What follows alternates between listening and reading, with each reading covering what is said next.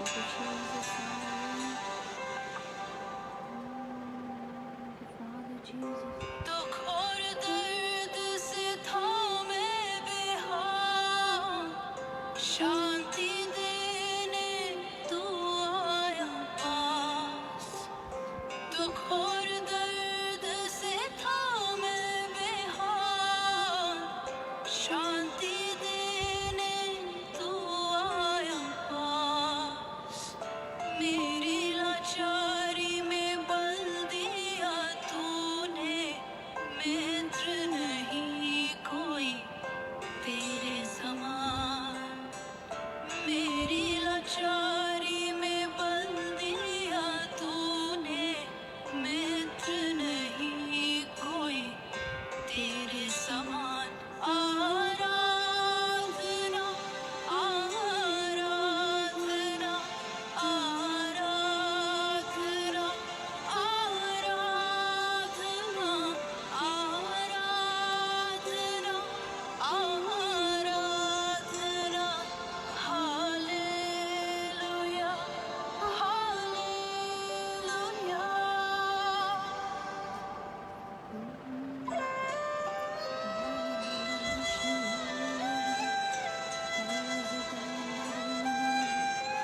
ये बाबा बाबा ला ज़िगरा ना गोरिया ला रबो। Thank you, Father Jesus, hallelujah. Glory Jesus, hallelujah. Oh Father Jesus. Yes, Father. Gora la shingora la ziba baba baba ria la rabo. Rendoria la rabo baba zigara la baba na hosa.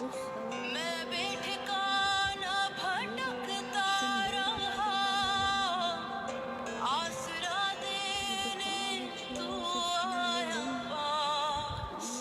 सीने से लगा के आंसू मिटाए, प्रेमी नहीं कोई तेरे समान। सीने से लगा के आंसू मिटाए, प्रेमी नहीं कोई तेरे समान। आराधना आराधना आराधना आराधना। Thank you, Jesus, hallelujah. Rabola bashingoria la rabbi. Thank you, Father Jesus, hallelujah. Glory Jesus, hallelujah. Oh Father Jesus, hallelujah. Thank you, Jesus, hallelujah, hallelujah, hallelujah. Thank you, Father Jesus. Glory Jesus, hallelujah. Ore babori ala narabo. Regara la shimbora la ziba babari ala rabi. Thank you, Father Jesus, hallelujah. Hallelujah, hallelujah, hallelujah. Glory Jesus, hallelujah. Praise the Lord, hallelujah. Oh Father Jesus, hallelujah. Thank you, Jesus, hallelujah, hallelujah, hallelujah, hallelujah. Oh Father Jesus. जब सारी आस चंगाई देने तो आया पास। वैद्यों ने छोड़ी जब सारी आस, चंगाई देने तो आया पास। कोड़ों के घाव से चंगा हुआ मैं, वैद्य नहीं कोई तेरे समान। कोड़ों के घाव से चंगा हुआ मैं, वैद्य नहीं कोई तेरे समान। आराधना आराधना। Thank you, Father Jesus, hallelujah. Glory Jesus, hallelujah. Ora babora la zakare garia la rabbi. Rebora baba baba shimboria la rabbi la zakare na garia la rabbi. Thank you, Father Jesus, hallelujah. Oh मेरे परमेश्वर यहोवा करने वाद, hallelujah. Thank you, Jesus, hallelujah. Glory Jesus, hallelujah. Oh Father Jesus, hallelujah. Glory Jesus, hallelujah. सेनाओं के यहोवा परमेश्वर आपका धन्यवाद, hallelujah. Glory Father Jesus, hallelujah.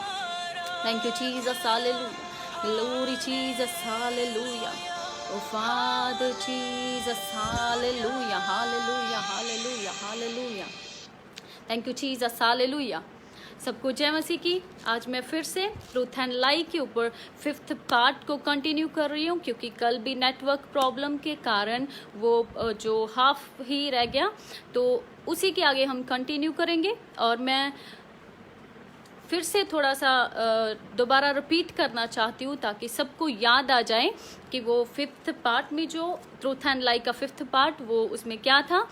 और मैं बताना चाहती कि धीरज के ऊपर मैं बोल रही थी, जैसा कि पवित्र आत्मा के फल लिखे हुए गलातियों 5 चैप्टर उसके 22 आयत में पवित्र आत्मा के फल लिखे हुए, और पवित्र आत्मा के फलों में से एक फल है धीरज।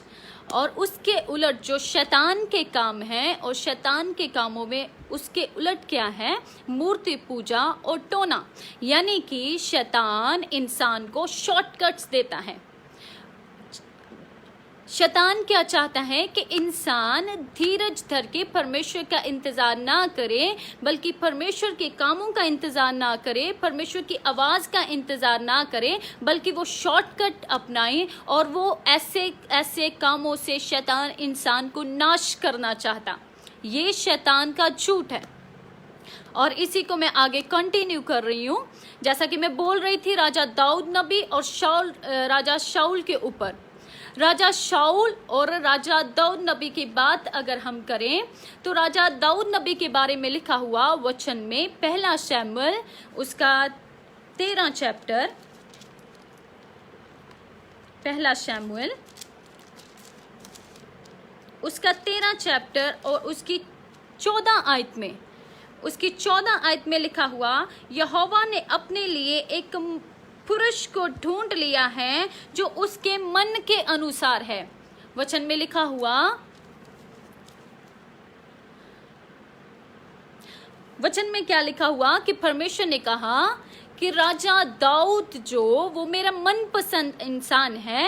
अब बात करूंगी शाऊल के ऊपर कि शाऊल एक ऐसा राजा हुआ जो बाइबल में लिखा हुआ कि लोग बाहरी रूप को देखते हैं। इजरायलियों ने जब परमेश्वर से राजा मांगा तो परमेश्वर ने कहा तुम्हारा मनपसंद राजा शाऊल राजा, जो वचन में लिखा कि वो बहुत ऊंचा लंबा और बड़ा हट्टा गट्टा इंसान था।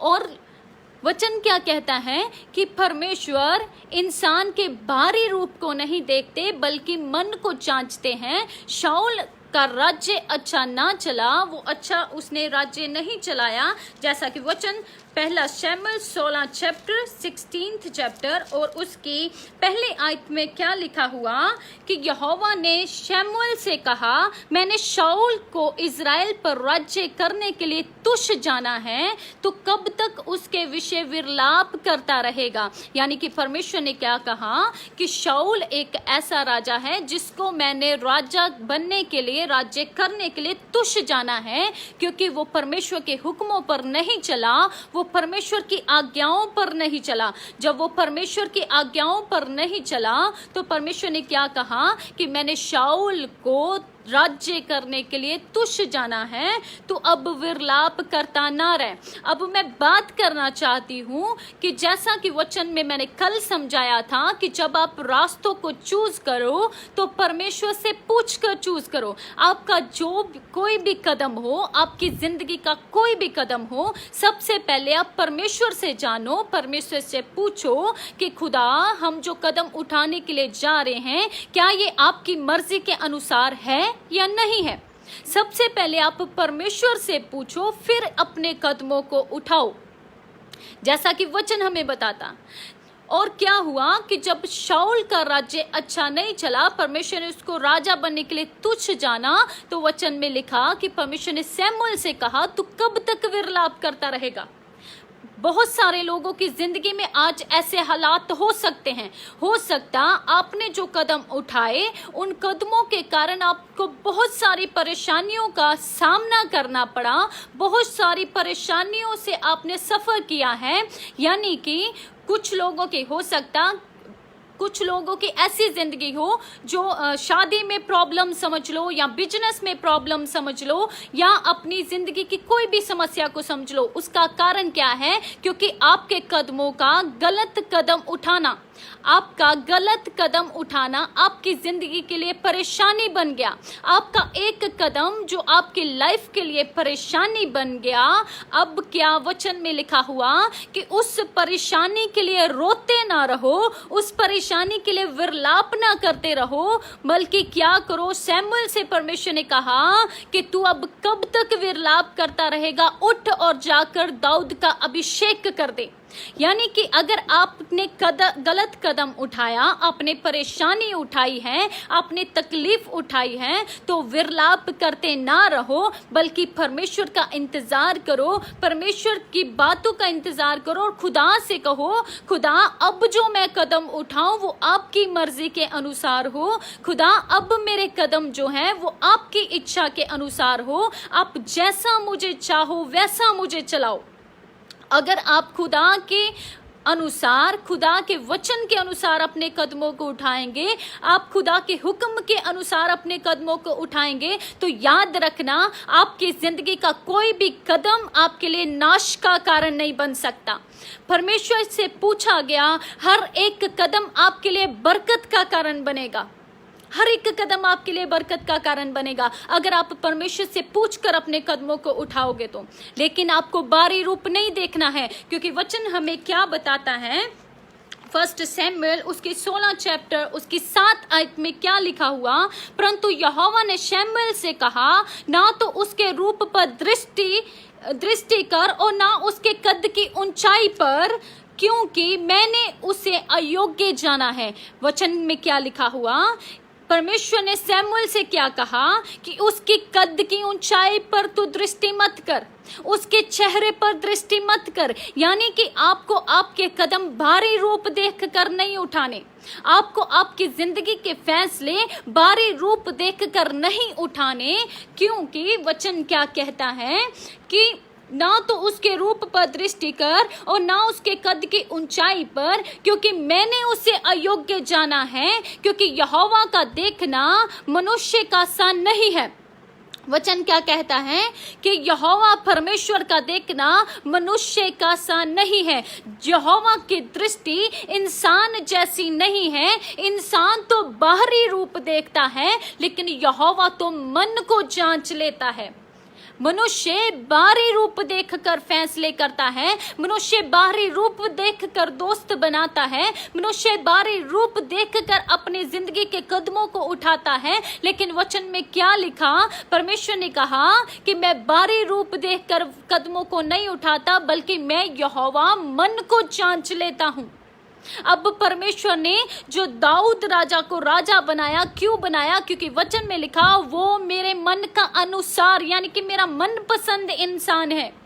राजा दाऊद नबी मेरे मनपसंद इंसान है, इसलिए परमेश्वर ने उसको राजा बनाया। अब मैं आपको क्या कहना चाहती हूँ? पहला राजा जो मनुष्य ने खुद चूज किया, दूसरा राजा जो परमेश्वर ने चूज किया। और राजा दाऊद नबी के बारे में क्या लिखा हुआ कि जब परमेश्वर ने उस राजा को दिया, राजा दाऊद नबी को दिया, तो वचन में लिखा, परमेश्वर ने राजा दाऊद नबी से क्या कहा? तेरा राज्य कभी खत्म ना होगा। वो बरकतें कभी खत्म नहीं होती जो खुदा आपको दे, वो आशीषें कभी, वो आनंद कभी खत्म नहीं होता, वो शांति कभी खत्म नहीं होती जो परमेश्वर आपको देता है। लेकिन जो आप खुद चूज करते हो उसके लिए आप नुकसान उठाते हो। जो आप खुद चूज करते हो उसके लिए आप नुकसान उठाते हो, और बहुत भारी नुकसान उठाते हो। वजह क्या? क्योंकि उन रास्तों को आपने खुद चूज किया। जैसा कि सुलेमान बादशाह कहते हैं, सुलेमान बादशाह कहते कि तेरा एक कदम तुझे बर्बाद कर सकता है और वही कदम तुझे आबाद कर सकता है। एक कदम तुझे बर्बाद करता है। जैसे ये दो रास्ते हैं, ये दो रास्ते हैं। अगर इंसान यहाँ पर खड़ा है, तो एक रास्ता जो बर्बादी को जाता है और एक रास्ता जो खुशहाली, जो आनंद, जो परमेश्वर की ओर जाता है। अब इंसान एक कदम को बढ़ाएगा, एक कदम अगर वो बर्बादी की ओर रखेगा तो वो बर्बाद हो जाएगा, अगर वो खुशहाली की ओर रखेगा, परमेश्वर की ओर रखेगा तो वो आबाद हो जाएगा। यानी कि एक ही कदम की बात है, एक ही कदम से इंसान नाश हो सकता है और एक ही कदम से आबाद, जिंदगी खुशहाल हो सकती है। ऐसा ही होता है बहुत सारे इंसानों के साथ। खुद बाहरी रूप देखकर जब वो चूज कर लेते हैं तो जिंदगी बर्बाद हो जाती है। जब वो देखकर अपने मन के अनुसार, जैसे कि उनको पसंद है वैसा इंसान अगर वो चूज करते हैं तो उनकी लाइफ बर्बाद हो जाती। क्यों? क्योंकि उन्होंने परमेश्वर से पूछे बगैर कदमों को रखा। और वचन में लिखा हुआ, मनुष्य तो बाहरी रूप देखता है लेकिन यहोवा तो मन को जांच लेता है। मनुष्य बाहरी रूप देखकर फैसले करता है लेकिन यहोवा तो मन को जांच लेता है। और जब परमेश्वर मन को जांच लेता है तो वो इंसान कभी बर्बाद नहीं हो सकता। परमेश्वर ने अपने मन के अनुसार का एक राजा खड़ा किया।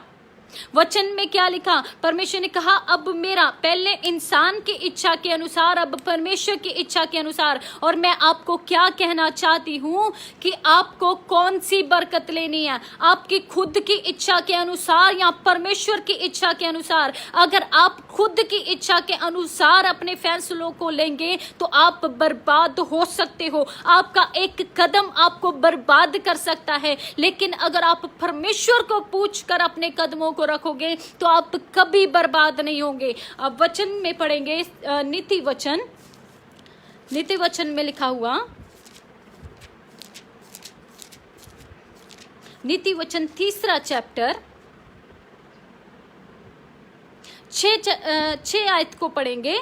जैसा कि नीति वचन 3 चैप्टर 6 आयत में क्या लिखा, उसी को स्मरण करके सब काम करना, तब वह तेरे लिए सीधा मार्ग निकालेगा। अब सुलेमान पातशाह क्या कह रहे उसको स्मरण करके, यानी कि उससे पूछकर, उसको याद करके तू सब काम करना, तब वह तेरे लिए सीधा मार्ग निकालेगा। उल्टा मार्ग नहीं होगा। अगर तू परमेश्वर से पूछ कर रखेगा तो वो बुरा मार्ग नहीं होगा, वो मार्ग नाश की ओर नहीं जाएगा जो खुदा तुझे दिखाएगा। जिस रास्ते पर वो परमेश्वर तुझे ले चलेगा वो रास्ता बर्बादी की ओर नहीं जाएगा। क्योंकि सुलेमान पातशाह कहते, उसी को स्मरण करके सब काम करना, तब वह तेरे लिए सीधा मार्ग निकालेगा। परमेश्वर तेरे लिए सीधा मार्ग निकालेगा। अब मैंने धीरज पर इस टॉपिक को क्यों रखा, इन रास्तों के टॉपिक को क्यों रखा? क्योंकि आज क्या हो रहा कि लोग परमेश्वर की आवाज का इंतजार नहीं करते, परमेश्वर के हुक्म का इंतजार नहीं करते, वो धीरज से खुदा की आवाज का इंतजार नहीं करते, बल्कि अपनी मन की मर्जी के अनुसार अपने कदमों को रखते हैं। और शैतान यही चाहता है, शैतान का झूठ यही है। इसीलिए मैंने ट्रुथ और लाइव में इसी टॉपिक को रखा, क्योंकि शैतान का ये झूठ है कि वो आपको शॉर्टकट देता है, गलत फैसले करवाता है और एक कदम जो वो बर्बादी की ओर जा सकता है। इसलिए धीरज से इंतजार करो परमेश्वर की आवाज का। जब तक उसकी आवाज ना आए तब तक अपनी जिंदगी का कोई भी कदम ना रखो। इवन बिजनेस में, अगर आप बिजनेस खोलने वाले हो, आप कोई भी काम करने वाले हो, सबसे पहले परमेश्वर को पूछो। किसी भी तरह का बिजनेस आप खोलने वाले हो, आप अपने मन के अनुसार सोच चुके हो कि मैं ये बिजनेस खोलूंगा, लेकिन जब तक आप परमेश्वर से, अगर आप परमेश्वर को पूछकर अपने कदमों को रखोगे तो आप खुशहाल हो जाओगे। आपको खुदा उसी बिजनेस में बहुतायत से बरकत देंगे। परमेश्वर से पूछकर हर एक कदम को रखो तो वो कदम जो है वो आपकी खुशहाली की ओर जाएगा। क्योंकि वचन में क्या लिखा, परमेश्वर से पूछकर, परमेश्वर को स्मरण करके, परमेश्वर को याद करके सब काम करना, तब वह तेरे लिए सीधा मार्ग निकालेगा, तब वह तेरे लिए सीधा मार्ग निकालेगा। और शैतान इंसान को शॉर्टकट देता है। अब इसके उलट जो शैतान के काम है वो क्या है? लिखा हुआ टोना, मूर्ति पूजा। यानी कि शैतान क्या चाहता कि तू धीरज से उसका इंतजार मत कर, परमेश्वर की आवाज का क्यों इंतजार कर रहा? अगर तेरी शादी में रुकावट है, अगर तुम्हारे कामों में रुकावट है, अगर तुम्हारी बिजनेस नहीं चल रहे, अगर तुम्हारी जिंदगी में परेशानियां हैं, तो परमेश्वर का इंतजार ना करो, बल्कि बाबाओं के पास चले जाओ, यादूगिरी करवाओ, टोना करवाओ। कुछ यार दोस्त ऐसे आ जाते हैं, कुछ आस पड़ोस के ऐसे आ जाते हैं, हमारे पास एक बाबा है जो 1 दिन में काम करवा देगा, ऐसा बाबा है जो 7 दिन में काम करवा देगा, तुम्हारा ऐसा काम, चुटकी से तुम्हारे काम हो जाएंगे। ऐसे शॉर्टकट शैतान देता है। क्यों देता है? क्योंकि शैतान बर्बाद करना चाहता है। शैतान आपका वो कदम नाश की ओर बढ़ाना चाहता है। शैतान चाहता कि जो कदम, एक कदम जो आप परमेश्वर की ओर बढ़ाओगे, वो परमेश्वर की ओर ना बढ़ाओ, बल्कि शैतान की ओर, उस नाश के रास्ते की ओर बढ़ाओ और आप नाश हो जाओ। ऐसा ही शैतान चाहता है। इसलिए शैतान शॉर्टकट देता है। इसीलिए शैतान वो शॉर्टकट वाले रास्ते से ले चलता है। और मैं कहती हूँ, ऐसी खुशहाली, ऐसा आनंद आप क्या करोगे अगर किसी को रुला के, किसी को परेशान करके, किसी को दुखी करके अगर आप खुश हुए, तो ऐसी खुशी को क्या करना। क्योंकि बहुत सारे लोगों, मैंने खुद अपनी आंखों से ऐसे ऐसे काम देखे हैं कि अगर आप जा रहे हो, रास्तों में जा रहे हो, ताले पड़े होंगे, चाबियां लगी, बीच में ताले पड़े होंगे, वो क्या है? वो जादूगरी है। भारी के तीले वो बिल्कुल बिखेरे होंगे चौराहे पर। वजह क्या? क्योंकि वो शॉर्टकट है जो शैतान ने इंसान को दिखाया। शैतान ने इंसान को दिखाया, तेरी शादी नहीं होती, सुबह सुबह चल और जाकर चौराहे पर जादूगरी कर। और पहला कदम जिसका बढ़ेगा, वो इंसान के सारा तेरा जो भी समस्या, जो भी रुकावटें, जो भी बंधन है, सारे तेरे बंधन जो है वो इस इंसान के पीछे चले जाएंगे। अब ऐसी खुशी को क्या करोगे? ऐसे आनंद को क्या करोगे? ऐसी खुशहाली को आप क्या करोगे अगर किसी को रुला के खुश हुए तो? नहीं, ऐसे शॉर्टकट्स नहीं लेने हैं।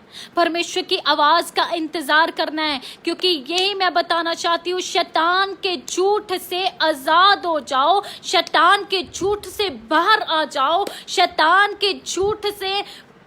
आज मैं खुदा के वचन से आपकी आंखों से पर्दा हटाना चाहती। क्यों? क्योंकि वचन में लिखा हुआ, सच को जानो तो सच तुम्हें आजाद करेगा। मैं चाहती हूँ आप सच को जान लो, और राह, सच्चाई और जिंदगी यीशु मसीह है। वचन में लिखा हुआ वो सच है, यीशु मसीह सच्चाई है, और यीशु मसीह को जान लो और वही सच्चाई आपको आजाद करेगी। वही सच्चाई से आपके शादी के बंधन टूट जाएंगे। उसी सच्चाई से आपके बिजनेस की हर रुकावट जाती रहेगी। उसी सच्चाई से आपकी जिंदगी का हर एक बंधन टूट जाएगा। क्योंकि वचन कहता है वही रास्ता है, वही सच्चाई है और वही जिंदगी है। यीशु मसीह सच्चाई है।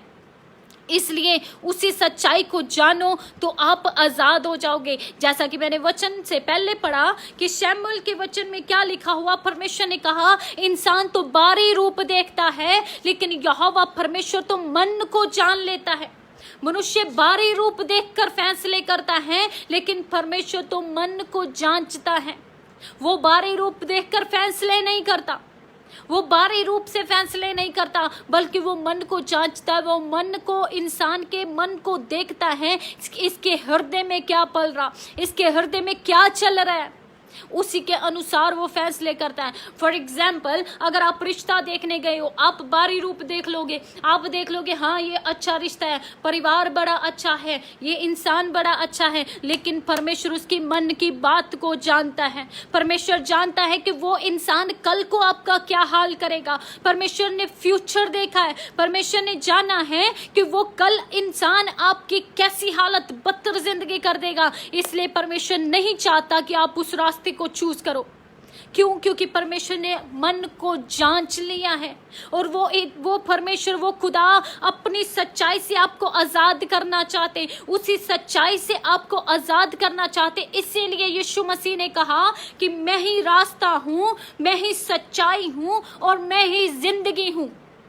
इसीलिए यीशु मसीह ने कहा इसीलिए उसी रास्ते को चूज करो और यीशु मसीह से पूछकर अपने कदमों को रखो और धीरज से उसकी आवाज का इंतजार करो। जल्दी से अपने कदमों को नहीं रखो, क्योंकि शैतान नहीं चाहता कि आप धीरज से उसका इंतजार करो।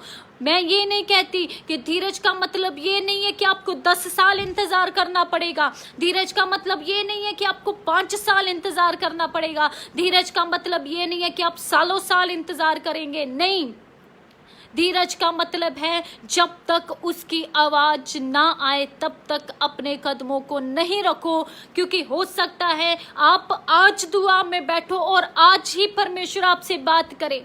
आप आज खुदा से पूछो और वो आज ही आपको जवाब दे। सिर्फ उसकी आवाज का इंतजार करना है। यहाँ पर टाइमिंग की बात नहीं है, यहाँ पर उसकी आवाज का इंतजार करने की बात है।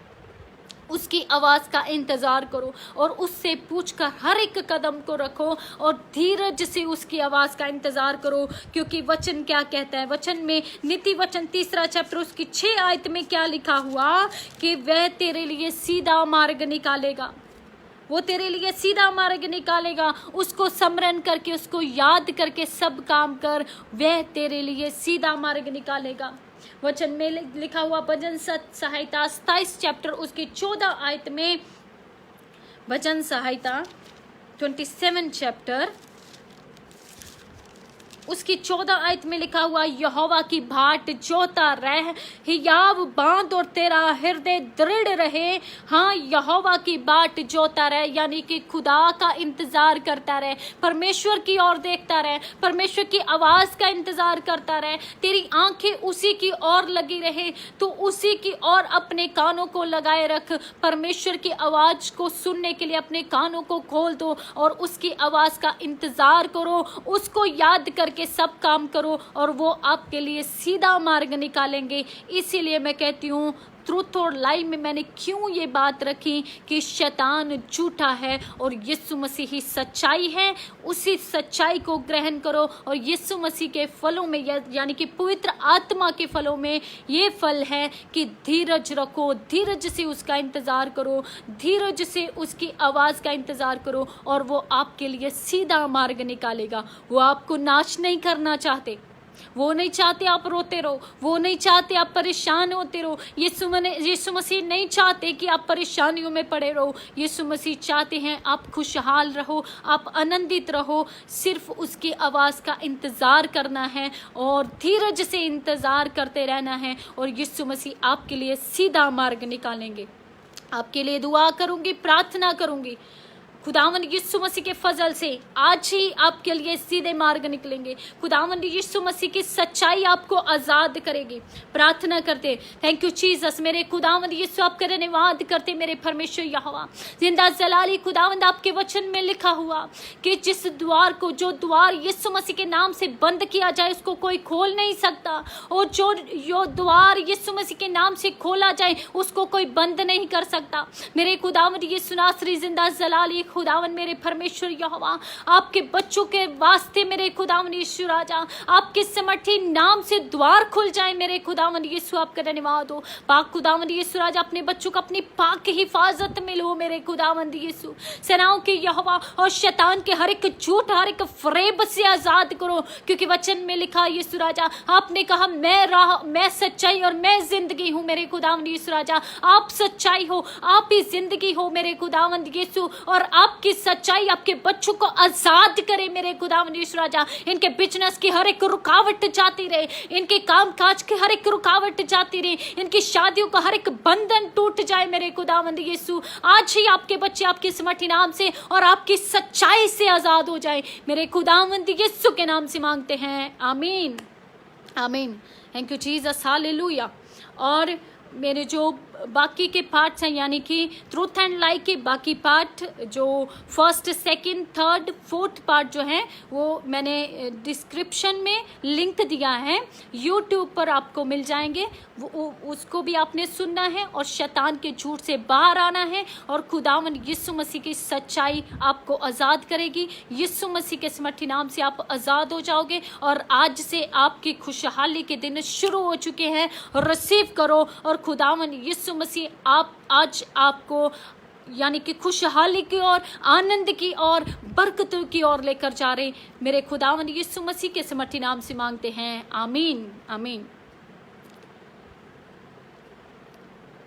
सुलेमान राजा जरूर आपके लिए दुआ करते। खुदावंद यीशु मसीह आपको बच्चे की आशीष दें और आपका जो कोर्ट केस है खुदावंद यीशु मसीह आपके पक्ष में करें। खुदावंद यीशु मसीह के आगे प्रार्थना करते हैं और आज ही आप बरकत पाने के लिए जा रहे हो। आज ही आपको यीशु मसीह की सच्चाई आजाद करने के लिए जा रही। आप विश्वास करो, वो आपका उद्धारकर्ता, मुक्तिदाता है और उसके कोड़े खाने से आप चंगे हो चुके हो और खुदावंद यीशु मसीह की बरकत आपके ऊपर उतरने के लिए जा रही है। Thank you Jesus, hallelujah. Thank you father Jesus, hallelujah. खुदावंद यीशु मसीह आज के वचन के द्वारा आपको बरकत दे और आज यीशु मसीह के सच्चाई को जानकर आप आजाद हो जाओ। सबको जय मसीह की।